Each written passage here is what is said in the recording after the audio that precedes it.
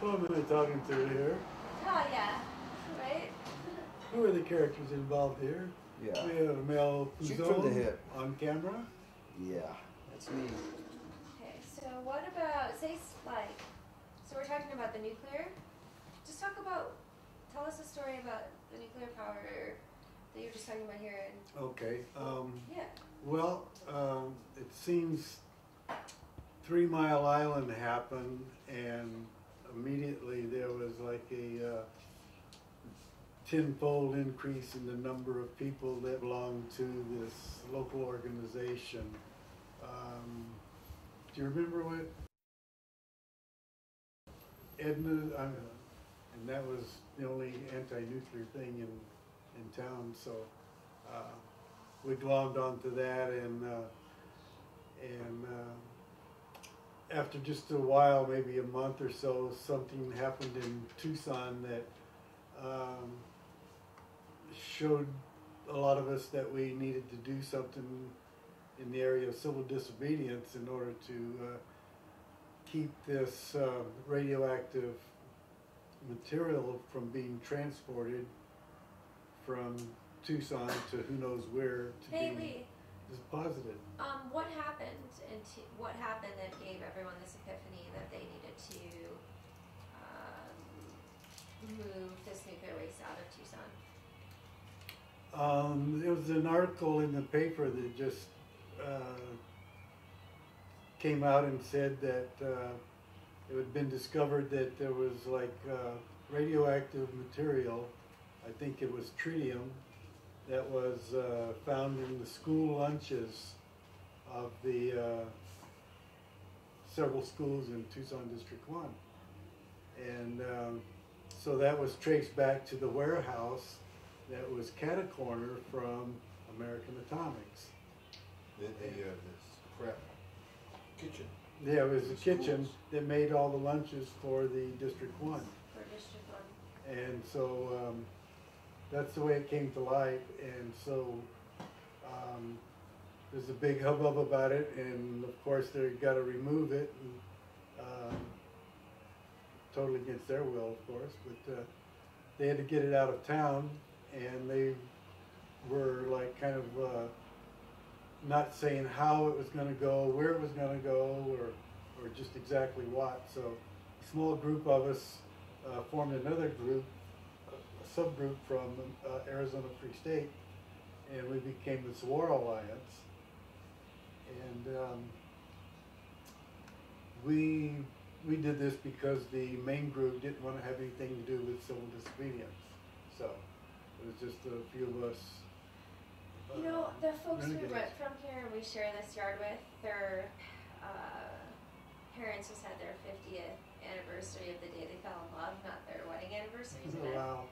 Yeah, all these heart balloons, very, very, very beautiful. But they lived in she was born in a commune in New Hampshire. Mm-hmm. That was like community, the community for nonviolent civil disobedience. And they're Yeah. still together 50 years later, and that's where she was born. Wow. I know, it's so funny. She'd be a great interview. Yeah. You So know, she especially lived, 50 years, they're still together. They would probably. I would just like to hear the story of how they fell in love at the community for a community that nonviolence, stressed nonviolent nonviolent civil civil disobedience. Yeah, disobedience. that'd be a great love story. Yeah, that is. All about that. Yeah,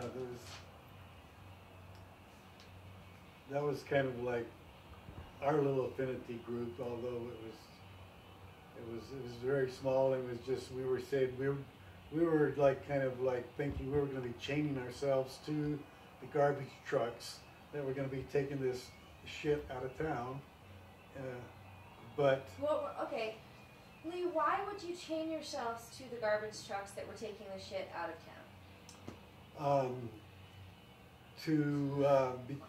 Because they were going to take it to some place and dump it in the desert. Mm. That was their overall plan, was to take it to some vacant part of the desert, and you know, this is not proper disposal. And then so they needed. How did you guys find out they were just going to dump it in the desert? Was that just kind of the standard procedure of the time, or? No, there wasn't a procedure. It was just kind of what their intention was by their own admissions. and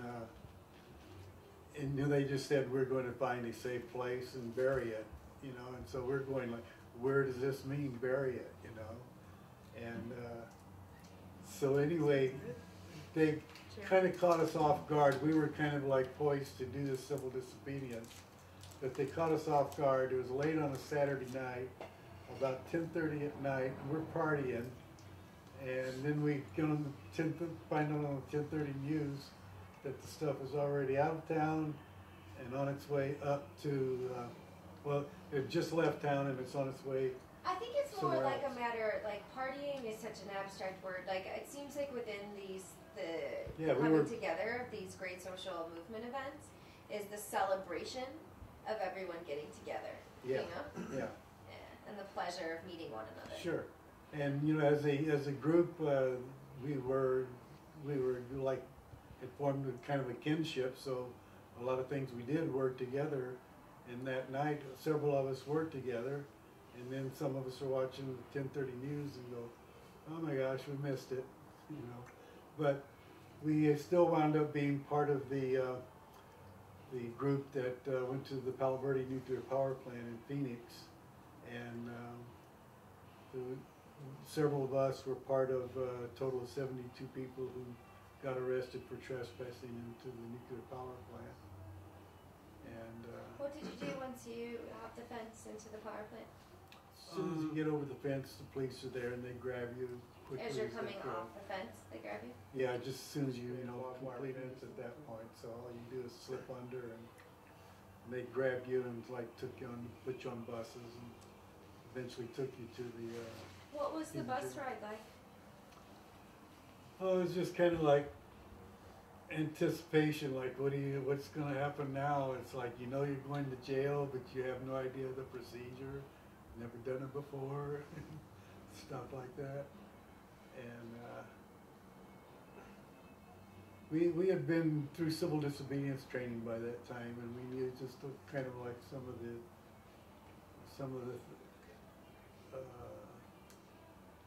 well, you might call them tactics. For instance, when things get rough or there's some reason to do it, you can just go limp, and this causes a police officer a lot more problems than just, you know, you willingly going with them, you know. But I remember as we were on our way to the jail there, as soon as we all got on the bus, so as soon as the bus left the plant, somebody in the bus, one of the people says something to the effect of like, "Well, there's no media here now, so your ass is ours," you know, like.